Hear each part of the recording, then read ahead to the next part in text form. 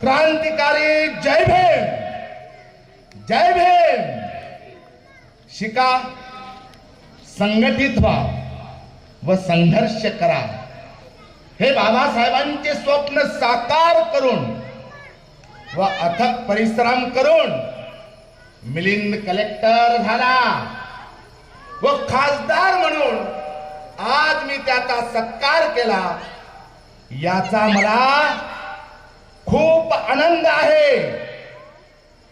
मी खासदार झालो कुणामुळे? कुणामुळे झालो साहेब? कुणामुळे झालो? विश्वरत्न डॉक्टर बाबासाहेब आंबेडकरांमुळे झालो. झेंडे आमदार झाले कुणामुळे झाले?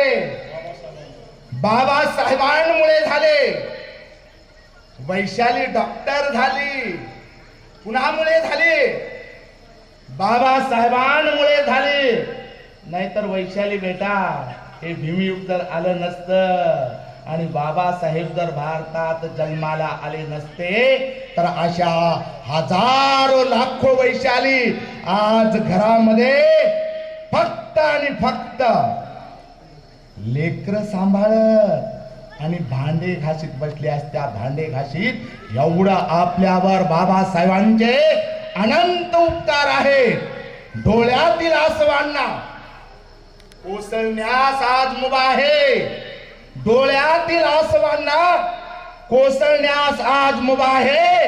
आणि बाबासाहेब तुमच्यामुळेच आज मी येथे स्वाभिमानाने उभा आहे, स्वाभिमानाने उभा आहे, स्वाभिमानाने उभा आहे. आणि जे जे असे शिकून सवरून नोकरीला लागले, शिकले आणि स्वाभिमानाने जगत आहेत त्यांनी समाज सेवा केली पाहिजे, देशांची सेवा केली पाहिजे. मिलिंद साहेब तुम्ही मात्र नक्कीच परिवर्तनवादी आहात आणि देशाची सेवा 100% तुम्ही करणार आहात. तुम्हाला पुढील कार्यास मनपूर्वक हार्दिक हार्दिक शुभेच्छा देतो.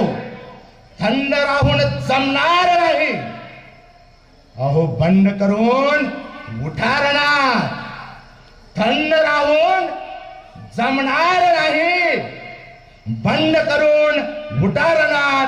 आणि भीमयुग हे परिवर्तनाचे कोरून ठेवा मनामनात, कोरून ठेवा मनामनात. कारण हे भीमयुग आहे.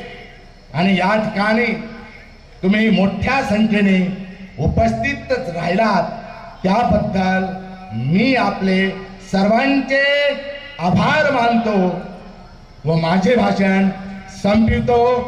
जय भीम, जय संविधान, जय भारत, जय भीमयुग, जय भीमयुग. धन्यवाद.